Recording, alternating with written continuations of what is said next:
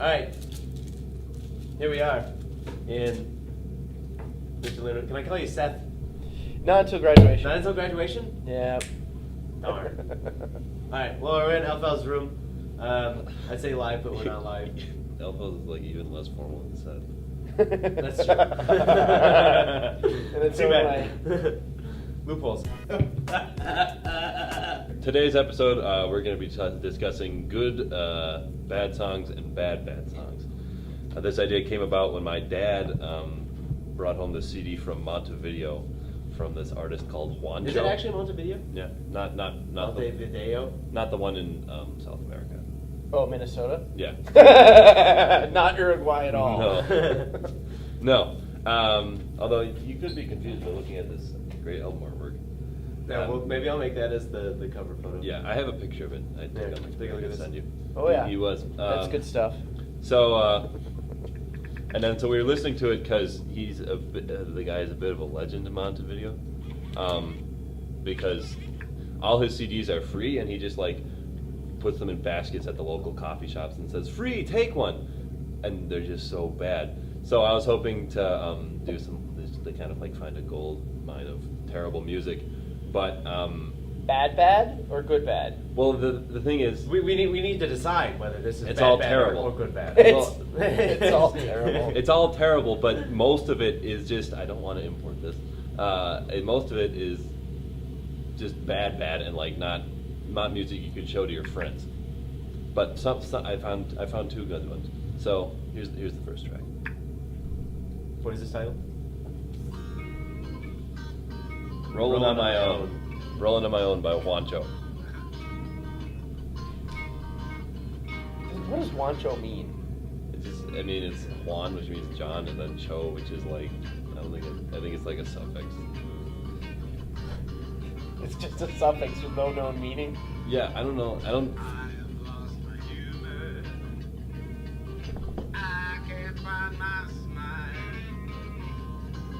Should we play it on here or put it in? I'll put it here. Oh, okay.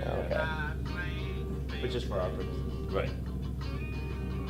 I've certainly heard worse. Right. There's worse. There's worse on here. This is just the first track out of 15.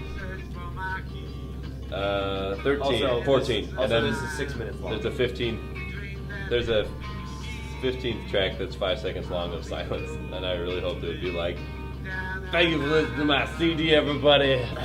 Peace out." So anyway, so it's certainly not good, but you can't. It's not like bad enough to show to your friends. It's not like, look at how bad this, one of like, Rebecca Black, whatever. Terrible song, yes, But right. is still not have enough musical talent to be good. Right. We'll skip to track 4, which is called "Set Your Spirit Free."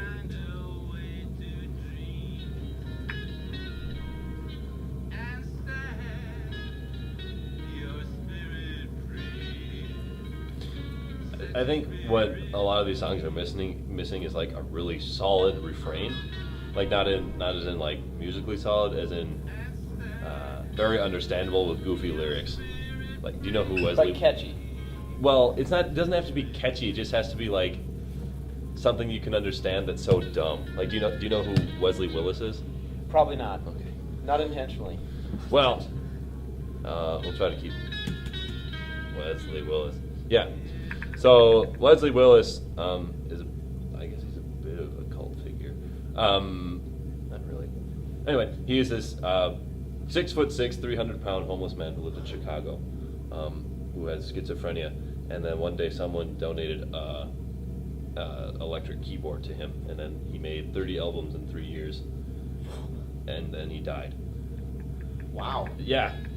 So. But where does he fit in this spectrum? Well, the thing is, his songs, as compared to Juancho's, who are kind of mumbly, his songs are very clear and very bad. But the thing is, you can hear how bad they are, and Juancho's is just kind of like muddy. It's hard to describe, but it's just kind of like this muddy, not really greatness. Yeah. Play one of Wesley's. Okay. This one's called Rock and Roll McDonald's. McDonald's is place to rock. It is a restaurant where they buy food to eat. It is a good place to listen to the music. People flock here to get down to the rock music. Rock and roll McDonald's. Rock and roll McDonald's. Rock and roll McDonald's. Okay, so is this the definition of bad good? This is, yeah, I'd say this is I'd good say bad. this is a good bad song. Well, you notice all of us started bobbing our heads. Yeah, Right. Yeah. The music started. Well, They will put pounds. the intro was there, and then Right. But I think a big part is you can understand it and hear how bad it is. right. The other one is just like I think I heard a sentence in there Right. that who is this? I think He actually obscures his own mediocrity. right. But Wesley Willis really brings it up front. He is in your face. Right. There's no hiding it. Here, All- play it, everyone. All his songs, Well, I mean, they is follow. that- You know how you can like press like R&B hip hop beat and then press some keys and it changes chords. Yeah. They're all that, and then there's like they all follow the same structure. There's like that, and then there's some like lyrics and a chorus, and like a 2-minute instrumental break, and then lyrics and the chorus, and then he says something from an advertising. What's the bit advertising at the this time. one? Yeah, I'll skip ahead. Is a this bit. the instrumental? Yeah, so there's a very long instrumental break in every song. Here we go. They are worse than Burger King. Wait, hang on. He just McDonald's hamburgers are the worst. They are worse than Burger King. A Big Mac has 26 grams of fat. A quarter pounder has 28 grams of fat. Rock and roll McDonald's. So, and was he? Rock and roll Do you think he was completely earnest in his artistic endeavors? So this was Right. his raison d'etre. Yes. Rock over London, rock on Chicago. Wheaties, represent champions. Right, see? Why is Wheaties in here? I don't know. And then okay, Oh, here we go. and okay, this one's called the Chicken Cow. And you can tell it's the same one with different chords. This comes out when it is 25 degrees below zero. It can't rip your head off. It can't fly as high as a bird. Does he It can't start break every your song face. with spoken? Yeah. And then he goes. Spoken introduction. Yeah. The chicken cow, the chicken cow, the chicken cow, the chicken cow. Anyway, so it goes on.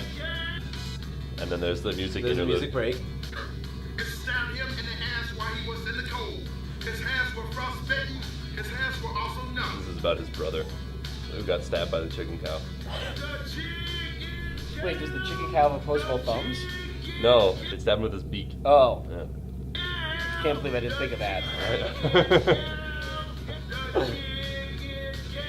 So, where? How is he Hold recording on. this? Rock over London, rock on Chicago, blockbuster video. Wow, what a difference. Let's go back to Wancho for a second. Because, I definitely say Wesley is the good bad. right. But, He's the epitome He is of good bad. He's the epitome. well, there's different kinds of good bad. Because Wesley Willis is like Enthusiasm, but no material. kind of, but it's also the material that he has that makes him good bad, as opposed to bad Right. bad. Because Wancho's just garbled. But I did find one song by Wancho that is actually clear and you can understand it and is bad and is good bad. So Right. here's this. It's called Shopping Mall Blues.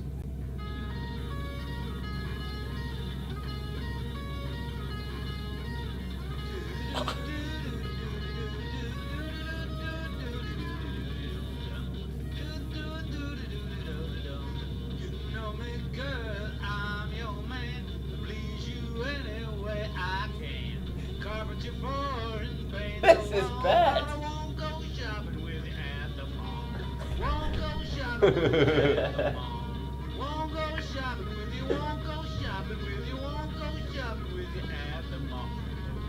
So that's pretty much the premise of the song. Yeah. That he'll do anything for his girlfriend, but won't go shopping. he won't go shopping with her at the mall. Because Isn't that immediately contradictory then?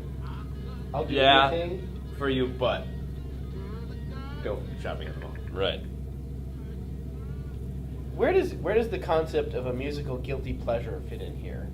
Is that Songs that bad, good. Like the music you won't admit to liking. Like you don't think it has any artistic credibility, but if it comes on the radio, you'll listen to it and bob your head. Let's see. When I think of good bad, I think of actually like musical hits and misses, like Wancho and Leslie Willis. Wancho. Swing and a miss, I guess. But like pop music, I'd say most of it I don't enjoy, but some of it I do enjoy, and I guess I'll morph it into good bad, but I don't think it's on the same level as Wancho. I'm willing to concede that Wancho sort of exists on his own plane. Right. Well, if you look at the album artwork, he's right here, and there's also a smaller version of him standing So next to I the guess statue. he exists on multiple planes. Right. He's sort of a multi-dimensional being. Kind of like. Can we go as far as Dr. to call Who. him a god? I think we can, Sam. Yep. Wancho is God. He has a song called Teepee Creeper, which makes me giggle. Let's listen to that. Which Just one? the title. Teepee, it's number 6. Teepee Creeper. TP as in like the Teepee creeper. space creeper. So residence, conical in nature. I forgot to play some Monica on some of these. He's a multi-talented person. Is Montevideo the Fiesta City? Because it's a Fiesta City studio production. Yeah. We were talking about that yesterday, and that's one of the clumsiest phrases to say. Fiesta City video. Oh no, what is it? A Fiesta City studio production. Fiesta City studio production. You have to work hard saying that. I also like the part where it's all songs are written, performed, recorded, mixed, produced, duplicated, and distributed by Wancho. Handwritten. Right, and you on the thought he cover. could just play guitar and harmonica. Because we thought David Geffen was involved. He needed to clarify that no actual professional individuals were involved. Shake your wigwam down. As you're dozing in your dope skin is coming in, you're gonna shake your wigwam down. I'm trying to decide if this might not be actually be offensive. I don't know. I'm gonna put it on my iTunes just in case. Because it's taking your wigwam down as you're dozing in your dough skins. Right, shake your wigwam down. Shake, not take. Sorry. Right. Come on. You've learned to interpret his. I've got the ears. For Wanchoisms. Yes. Alright, what do you got, L-fels? There's a band that's been out there since 1991. I think they've sold under 100 albums. Oh. It's a collective called the Monster Pickles. The Monster Pickles. The Monster Pickles, the name derives from the Arlo Guthrie song.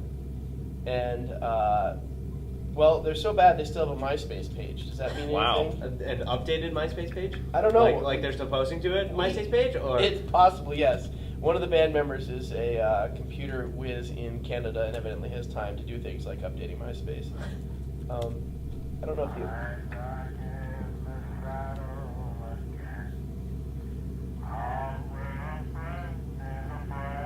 So they do a lot of sort of... Avant-garde. This actually morphs into an attempt at a song. Oh, it has a free download.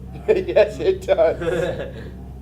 And so I can't get the MySpace page at our current, because you have to go to the last FM page. But unfortunately, I don't think it's going to be loud enough. But this song, Flying Dragons, stands out because it's based on a poster from an Anne McCaffrey book. So if you've ever read like The Last Dragon Riders of Pern, No. the lead singer had a poster on his wall of a white dragon with one of the heroes on it, and it became the song. And they famously once cleared an auditorium of 100 people in 8 minutes. Wow. Actually, it was over 100 people that showed up for a comedy show, an improv comedy show. They were the second act. After the improv? Yeah, and they came on to play Flying Dragon. There was a lot of crossover between the improv group and the band, and they within 8 minutes they were down to about 5 people. And the thing is, they know they're awful, they know they're terrible, and it's this rotating cast of close to 30 people, Yeah. and Now they're gonna go get the villain. none of them can actually sing. I mean, I think they're in the Wesley Willis category Yeah. for talent. But Wesley Willis did not know he was terrible. Wesley Willis went around proclaiming he was a rock star and would like introduce himself. Hello, my name is Wesley Willis. I'm a rock star. And but people had like this huge fan following with him, which I think in some ways makes the song a little better. Because he was earnest about it. Right. Yeah. But that also So how much of like the Flying Dragon song is or that group is a joke? They enjoy it, and they take how bad they are seriously. I mean, they're earnest in the sense that they enjoy making the music. It is frequently, there does seem to be a correlation between consumption of alcohol and production of music. Okay. For their later work, because it started when they were in high school. But I don't know how this fits in, because they know they're bad, but they earnestly have like yearly gatherings and produce albums. I use the term loosely, and they even have a bootleg series. So I don't know if you know you're bad, but they're not doing it in some like proto hipster way. Right. It's just a group of guys, and there's been one girl in the band in their history. Oh wow. They sound pretty inclusive. If you show up, if you're in the vicinity, You're in the and you band. have the right mentality, and you are XY chromosomally speaking, you can be in the band. Usually, most women have no interest. They recognize. I think most people have no interest. From the sounds of it. Fair enough. I have a question for you guys. Where do you think music? Okay, this song is 5 minutes and 9 seconds long, and where do you think music like this fits into this spectrum that we've been talking about? I can't stand Guilford Godfrey. I've never understood why anyone enjoys this man. I don't understand how scrunching your face is funny. Anyway, so this is 5 minutes literally of this. Right? Yeah. Is this like Sam Kinnison's Wild Thing when comedians, or what is it, Eddie Murphy's Boogie in Your Butt? He also did Party All the Time. And that was his legitimate attempt at Right. musical legitimacy. Right. Eddie Murphy. Yeah. Do you have that one? Yeah. I want to listen to that one. Okay, I just want to play another one from this, what I call this genre. Okay. This is Tony Kornheiser. But Tony's not behind this, correct? No, he didn't make this song. Yeah. And it's just this for a minute In 10 seconds. and 10 seconds. Where do you think that fits in? Into music or? Because it's not really music, but it's not supposed to be good. Right. I mean, it's almost. It's supposed to be a joke. It's almost the anti-joke of music. Mm-hmm. The purposefully flipping it. But that's somebody. But the Gilbert Gottfried one, did he do that himself? No, they just someone edited took that roast he did or something and then put it to the Venga Boys. I mean, there's also the Bagel song and the Hillary Mountain. I made a big playlist of songs like that just because I got kind of interested in finding them. It's called the Untitled Playlist for Idiots.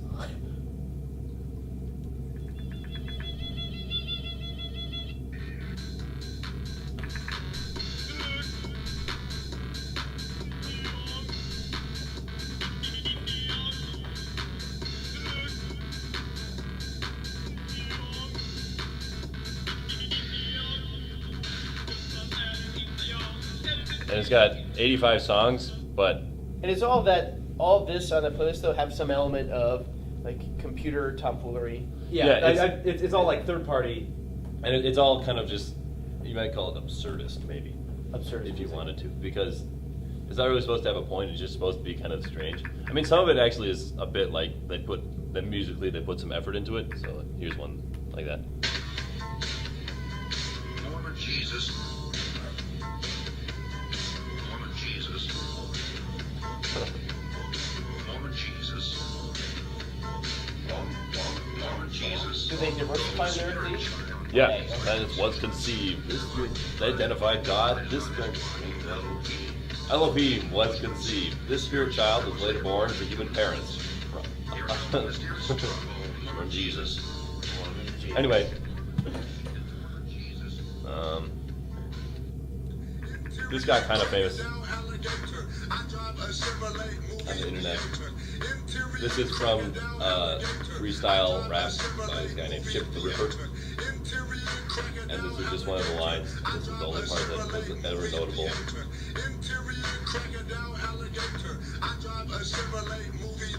He didn't repeat it a lot in the freestyle rap. He just said at one point, "Interior crocodile alligator, I drive a Chevrolet movie theater." So all Which this, is a pretty clever rhyme. If I'm honest. I mean, but all this is driven by people with little or no actual musical talent themselves, right? They can't probably play an instrument. Assumedly. Their singing voice is limited, and it's technology that allows them to take bits and pieces of other people's work. And in Right. some cases put it together in interesting ways. In other cases just allows, it's sort of a vanity project. Mm-hmm. I play one more. We were going to have to do something after this. We were going to look at. Oh, Eddie Murphy's. Yeah. But let me just play this one more. This is by Rappy McRapperson on his album Level X Gangsta Shit. Here's the cover. Oh no. He's not serious, but he is really bad. Isn't this sort of like a polka beat? Yeah, and all his songs are basically like this.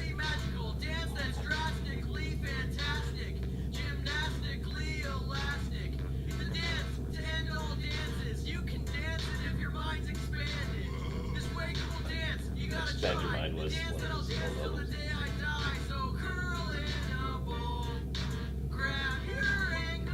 It has a music video too.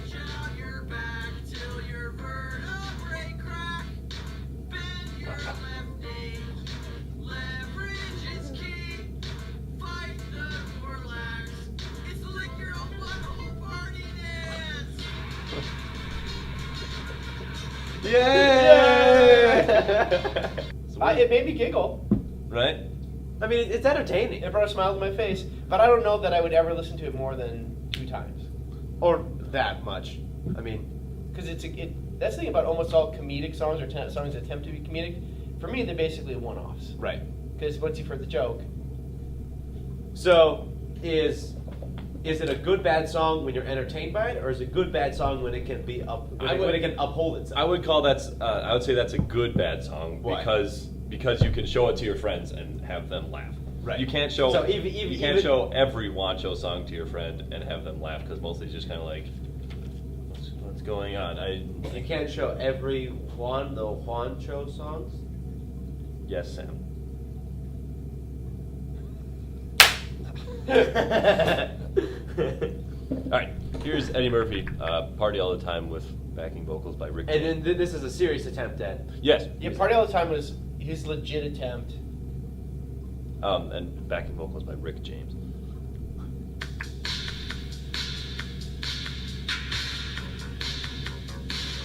Nice Sim. Or it could be a guitar. Oh yeah. I definitely remember when this was on Casey Kasem's Top 40. Yeah? And I could sing the chorus for you even before we played the music. My baby likes to party all the time, party all the time. I mean, it's not challenging. Right. It's my girl. Ah, son of a... foiled again. He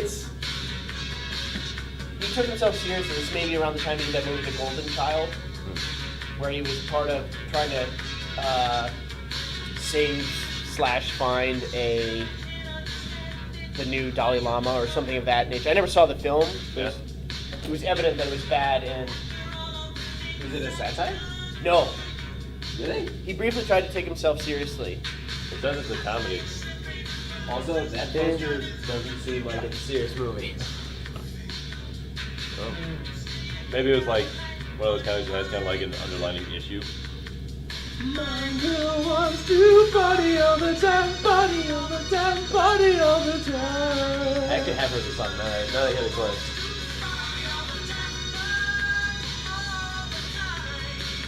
Did he have any others? The Boogie in the Butt song was a hit, but I think it was comedic in nature. I call this song one of my, I guess, what you were talking about, guilty pleasure songs, maybe. Yeah. Because I like to turn this on and listen to it every once in a while. But I wouldn't. It's kind of this odd blend because you like it because it's bad. Right. It's entertaining that. It's confectionery. It's Sure. It's a sweet. It's a something that Kinda makes like you a- happy for a brief little period of time, and A splurge type thing. But if you eat it all the time, Then you get to you'll throw get up. musically obese. there were these candies called mothballs when I was a kid, which is just sort of like Mothball? sugar It was a ball, candy, yeah. sugar ball surrounding like an almond or some sort of nut.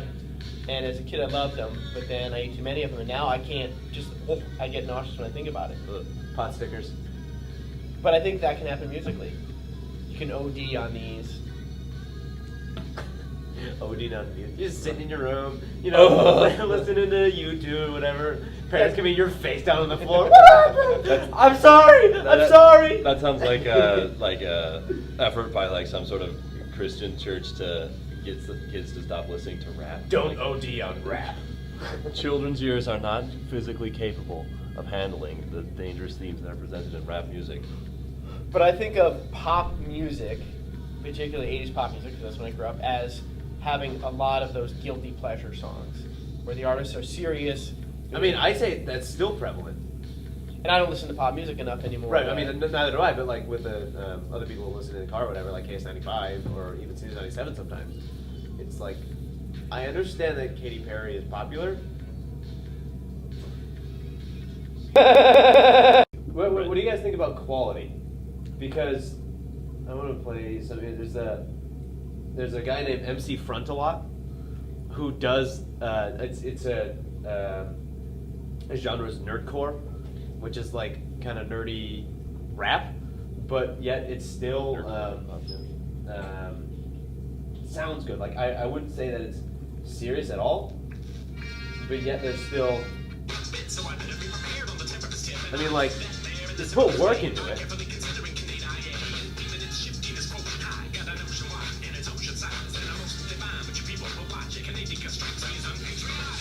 Right, and there's stuff like that, or like then he goes into the chorus.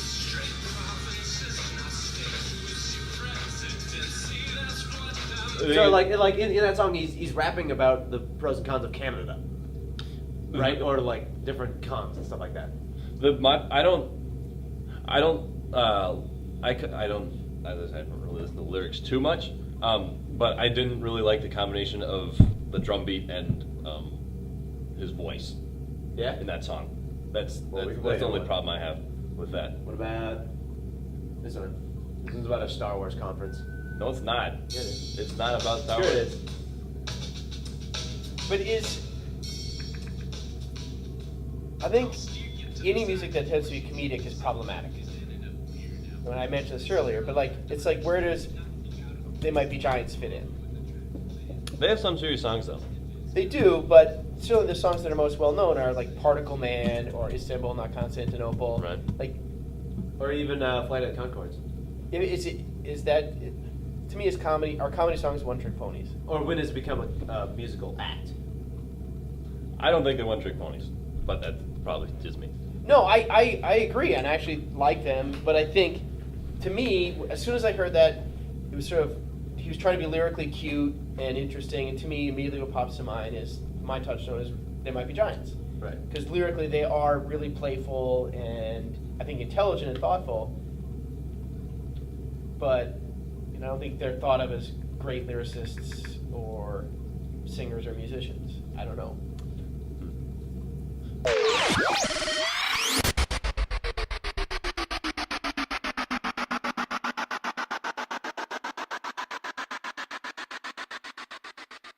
Alright, well, we gotta wrap it up at 45 minutes. Oh. Real just concise. Whatever. Editing, that won't I happen. like this episode. It is a good episode. Mhm. You should be on the show more often. Yeah.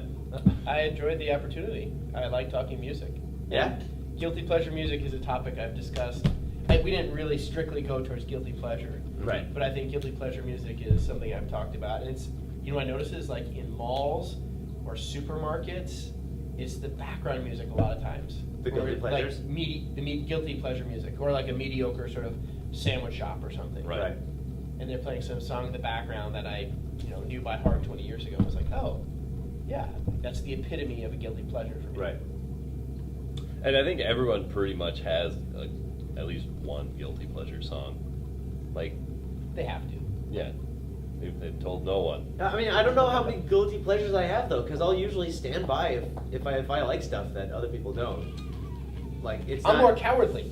Right. So I don't like- want to admit to anyone that I might someday have Simply Red's greatest hits.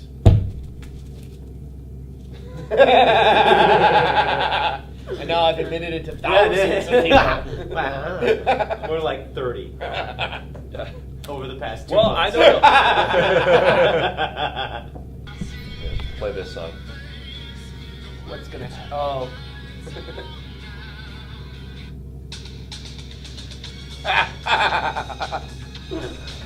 What is an IAS? Yes, he's the artist that made that. That's Yeah, What is an IAS? or the lack of vowels.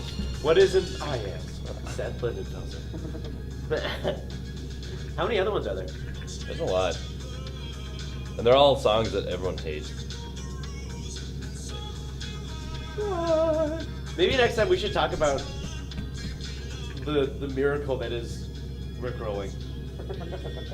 And there's I still, it's so effective, but I don't understand it. Like how lucky were people getting, choosing that song? Because it's such a, distinct opening. Right. And then it goes into the song that but it's just like, oh. if the thing is, if it did not have that opening, it wouldn't be good. Right. If it didn't have the drums, because the drums are kind of like, oh, there we go. Here we go. Rap and Rickrolled. That's what I mean. Like it's. Oh. That's a lot of 80s music, though. Yeah. Maybe. Synth drum openings. Party in the USA by Miley Cyrus. I don't understand her as a cultural icon. I don't. She's In any way, shape, or It's form. interesting because there's like the Kardashian group and the did I sound Midwestern there? There's the Kardashian group and the Housewives, the Real Housewives group. But she's definitely like in that category, but like a branch off of that But because you're not really sure why they're famous category. right. I mean, there's the Hannah Montana thing, which Yeah. I can understand, but it kept going. And I'm not sure what's carrying it. Well, celebrity is something unto itself that's not necessarily attached to talent. Right. I guess. In some cases, obviously, it's attached to, sex tapes or physical attractiveness in the Kardashian case. Right. So there's Or just like actions. Or Because the with Paris Hilton. with the show, I feel like, the majority of maybe not even the the majority. joke here, of course, is they have a show. Right. Yeah. I mean, if I were to ever watch it, and whenever I watch Housewives, it's not for the like, oh, I want to watch these people. I enjoy watching them. It's this is ridiculous. People live like this. I want to watch this. This is crazy. And then I'm angry by the end of it and don't want to. And then the next time it comes on, I do it anyways. But Crying and eating ice cream. yeah. That's my life become. Well, okay. Now we better wrap it up. Yeah. Should we jingle? I'm opening. Yeah, we have a. We need 3 words. That you turn into a jingle. Yeah. Just give us 3 words. 3 words. Pot stickers is stuck in my head. Pot 'cause you stickers? said it earlier. Okay. Does that count for 1 or Yeah. 2? That's one. That's 1. That's not Citrus. Citrus. Joy. Joy. Now you jingleize that. Right. Right. The joy of citrus pot stickers. Kind of like The the citrusy touch, pot the feel. stickers. Oh, what a joy. All right, here we go. Alright. 1, 2, 8. Citrusy pot stickers. Oh, what a joy.